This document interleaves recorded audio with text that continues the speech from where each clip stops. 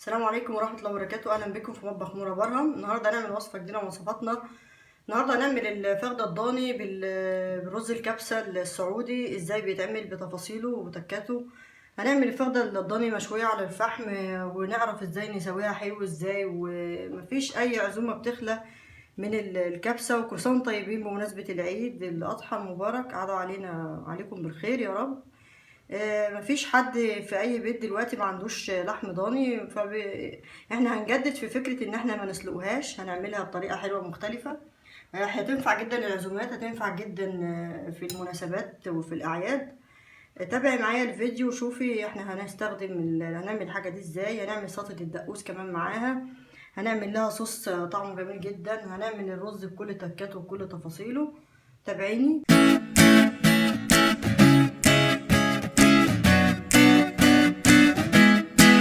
مكونات الفخده، انا عندي فخده ضاني هنا، جايباها صغيره اوزي من النوع الصغير، ما تجيبيش الكبير عشان يستوي معاكي حلو ويبقى طعمه حلو في نفس الوقت، مبقاش فيه ريحه الزهمه الجامده اللي بنلاقيها في الضاني. التوابل بتاعته هتبقى عباره عن ملح، معلقه صغيره ملح، معلقه صغيره كزبره ناشفه ناعمه، معايا معلقه صغيره فلفل اسمر، معايا كبابه صيني، معايا حبهان، معايا جوز الطيب، معايا قرفه خشب، معايا عيدان قرنفل. هنبدأ ان احنا نتبل. معايا كمان طماطم وبصل وجزر وقرن فلفل واحد احمر رومي مش حراق. هنبدأ ان احنا نتبل الفخدة ديت، وفي الوقت دوت هكون حاطة صينية على النار عشان خاطر اديها الصدمة بتاعتها. هبدأ اخد الملح كده والفلفل، وهعمل لها زي مساج كده. كزبرة ناعمة، كزبرة بتدي طعم حلو قوي مع الشوي عموما، بتخلي طعم المشاوي كلها حلو. يعني لو انا بعمل اي حاجة مشوية وعايزة اطعمها بديلها كزبرة ناشفة. ابدأ احط في اللحم كده بسيط، انا مش حاطة ملح كتير عشان خاطر ما تشدش معايا. ابدأ اديها التتبيلة كده، ادخله في قلب اللحم. وهو قطعها لي على فكرة، هو قطع لي الورك، بس انا هرجعه كمكان يعني بعد السوا بالشكل ده كده. ادخل التتبيله في قلب اللحم كله بالشكل ده. هبدا ان انا دلوقتي في طاسه على النار، عندي صينيه على النار كبيره كده بالشكل اللي انتوا شايفينه دوت، حطاها على النار سخنت. هبدا انزل بنص معلقه صغيره او كبيره كده زبده، يا دوبك كده حاجه بسيطه كده. نزلت بالزبده، انزل بالفخده كده بالشكل ده كده. هديها صدمه من ناحيتين. انا ما حطيتش زبده كتير عشان خاطر اللحمه الضاني فيها نسبه دسم. في الوقت ده انا محضره ميه بتغلي على النار عشان خاطر هتعامل معاها معامله العرق الفريتو في السوا بتاعها. انا مش عايزه اسلقها، انا هعملها زي الشوي كده، زي طريقه الشوي، واطعم من الشوي كمان، بحيث ان هي تديني طعم حلو وطراوه في اللحم نفسه. هنزل بالتوابل الحصى بتاعتي كده، الحبهان والكبابه الصيني، وابدا ادي بشره جوز الطيب،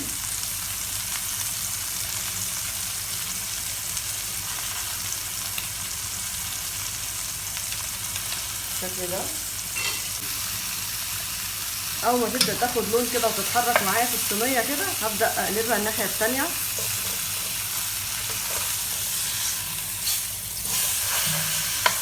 بالشكل ده كده. تاخد برضو وش تاني على الناحيه التانيه تحمر معايا، بحيث ان انا اقفل المسام بتاعتها من كل الجناب. بعد ما خدت تشويحه كده من كل الاتجاهات، انا معايا نص معلقه كبيره توابل بهارات لحمه، ابدا ان انا اوزعها كده عليها بالشكل ده كده. هبدا انزل بالبصل قطع، اوزع البصل كده في كل الاتجاهات بالشكل ده كده.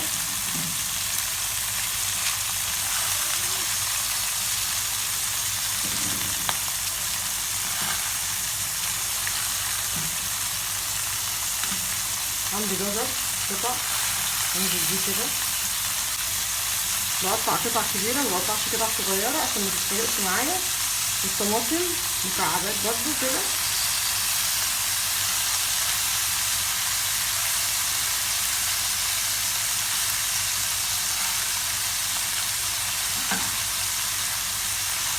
ده تشويحه. انا في الوقت ده حاطه ميه على النار بتغلي. اول ما تتبل مع الحاجات بتاعتي دي كلها وتتاخد مره واتنين اشوح فيهم، هنزل بالميه حاجه بسيطه جدا، مش هنزل بميه كتير، هنزل بكوبايه ميه صغيره عليهم، وهبدا ان انا اكمل التسويه بتاعتها. ههدي النار عليها على حاجه بسيطه جدا، واخليها تاخد وش من هنا شويه ووش من هنا شويه لحد ما تاخد معايا اللون اللي انا عايزاه والسوى اللي انا عايزاه. بعد كده هنيجي في كلام. بدأت عندي الخضار اللي انا حطيته، البصل والطماطم والفلفل الاخضر وكل التوابل اللي انا حطيتها، بدأت عندي دابت بالشكل اللي انتوا شايفينه دوت، وبدأت تاخد لون اهي. هبدأ ان انا اقلب الناحية التانية كده عشان تتشرب من نفس الصوص ده. شايفين الصوص عامل ازاي؟ قلبتها على الوش التاني ده كده بالشكل ده. هبدأ اضيف لها مية سخنة بتغلي، مش كتير، هضيف لها مية سخنة بتغلي كده، حاجة بسيطة، 100 كوباية كبيرة مية.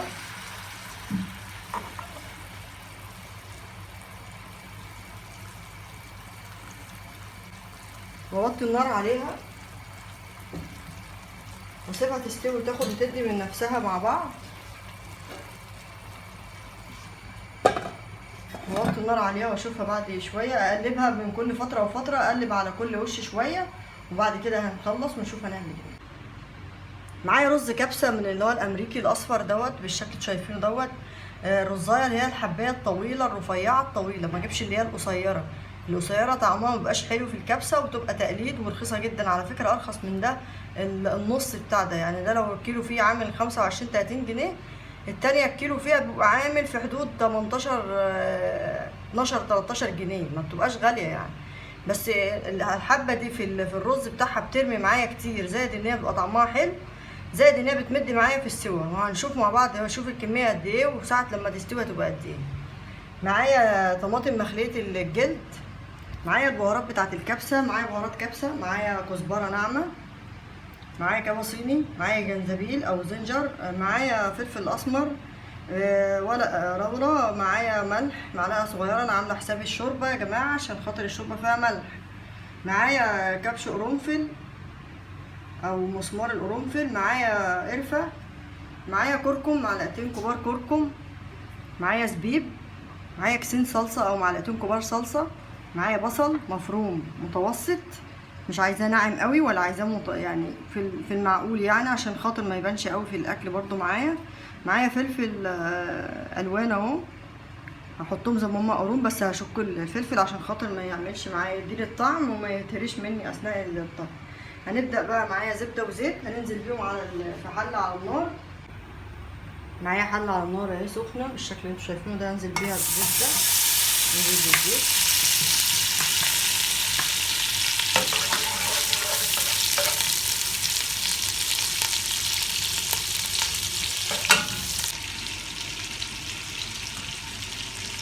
هنزل بالبصله بتاعتي والفلفل كده.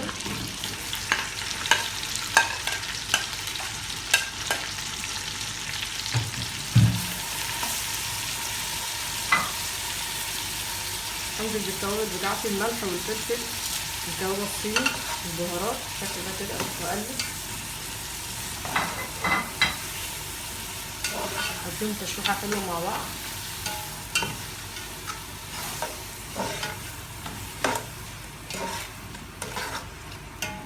اول ما البصل عندي تدبل هنزل بالطماطم القطع. اللحمه عندي استوت بالشكل اللي انتوا شايفينه دوت. هشوف كده بظهر المعلقه وهغرزه، الاقيها استوت خلاص كده. هشيلها وهنشيلها من على النار وهنبدا نشوف هنعمل فيها ايه. هنزل بمعلقتين الكركم مع البصل بعد ما دبلت عندي كده، اديهم تشويحه عشان الريحه بتاعه الكركم تظهر عندي والطعم يبان حلو. اقلبهم كده.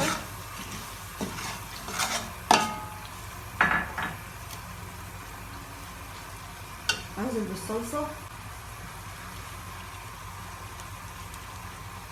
بالشكل ده.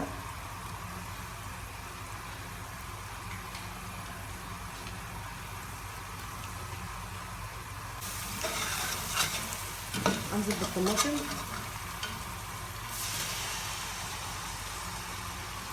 هقلب كل المكونات دي مع بعض كده. انا نسيت اقول ان في جزرايه متقطعه شرايح صغيره، هنزل بيها برضو.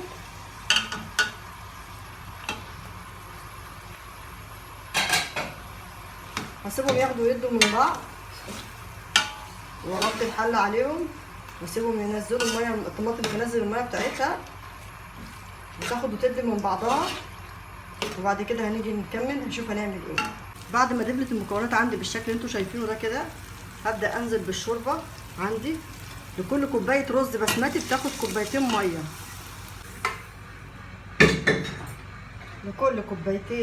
لكل كوبايه رز بسمتي بتاخد كوبايتين شوربه. علشان خاطر الرز البسمتي بيشرب ميه اكتر من الرز المصري العادي. هنزل بالزبيب، انا غسلاه، انا ما بحبش احمره، انا بحب احطه في اثناء الميه وهي بتغلي كده، عشان التسكيره اللي موجوده فيه بتبقى طعمها حلو في الشوربه بتاعه الكبسه، زائد ان هو بينفش برده، بيدي نفس النفشان بتاع الزبيب اللي بحمره. هبدا انزل بيه كده، واول ما تغلي انزل بالرز. الشوربه عندي بدات غليت بالشكل ده، هنزل بالرز بعد ما غسلته. انزل بالرز بتاعي كده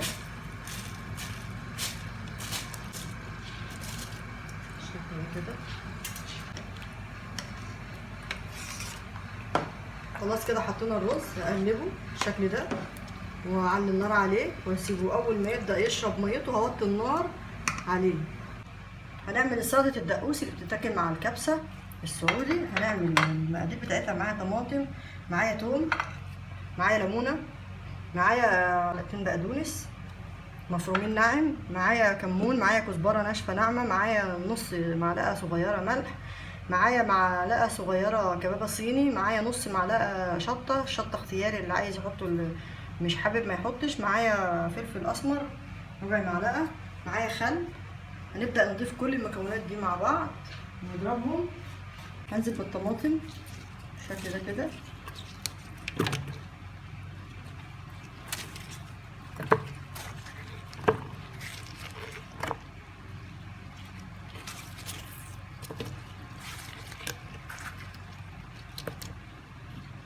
انزل بالثوم، انزل بالبهارات بتاعتي والتوابل بتاعتي، انزلها كلها كده. انزل بالليمون،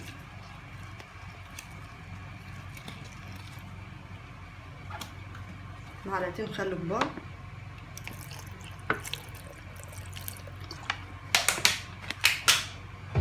هبدا اخلط كل المكونات دي مع بعض. هنزل بالصلصه بتاعتي اللي انا عملتها كده،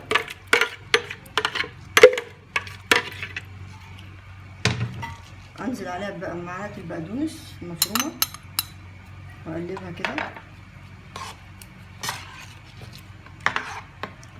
احطها في التلاجة لحد ما ابدا اقدم الحاجه بتاعتي. بدات احطها في الشبك السلكي كده، وجبت الشوايه بتاعه الفحم دي وسويت فحم كده وحطيتها على الفحم بالشكل ده كده، وناتج التسويه اللي طلع عندي من التسويه بتاعتها هو ده اللي هبدا ان انا اتبل بيه. هي اساسا متبله واخده التتبيله بتاعتها حلوه. انا هبدا ان انا اسقي بيها كده والمع بيها بفرشه كده بالشكل ده. بعد ما خدت الوش الجميل ده عندي كده بالشكل ده كده، وسقسقتها بالصوص بتاعها اللي ناتج التسويه اللي طلع منها بالشكل ده، مديلها ريحه جميله جدا، وما شاء الله ريحتها جميله جدا قلب المكان. الناس كلها تيجي عندنا دلوقتي كده. خلاص هي كده استوت من كل اتجاهات اهي، خدت لون من ورا ومن قدام كده بالشكل ده كده. بعد ما نزلنا الفخده بتاعت الضاني من على النار بالشكل ده من الشوايه، غرفنا الرز الكبسه بتاعنا بالشكل اللي انتوا شايفينه دوت، مفلفل جدا اهو، واداني كميه رز اكتر من الكميه اللي احنا متخيلينها، بسبب ان الرز بتاعي الحبايه الكبيره اللي هي الامريكي بتبقى ممتازه جدا في السوا. زائد ان انا قدمت معاه صوص الصوص بتاعه، الصوص دوت اللي احنا النتاج بتاعه انا صفيته بالشكل اللي انتوا شايفينه دوت، بيبقى طعمه جميل جدا. بقدمه معاه كمان سلطه الدقوس بتاعته اللي انا عملتها بالثوم والبقدونس والتوابل بتاعته والطماطم. بكده يكون الفيديو النهارده يكون خلص. يا ريت ينال اعجابكم. لو عجبكم النهارده يا ريت تعملوا اشتراك للقناه وتفعلوا زر الجرس وتعملوا لايك عشان خاطر يوصلكوا كل ما هو جديد.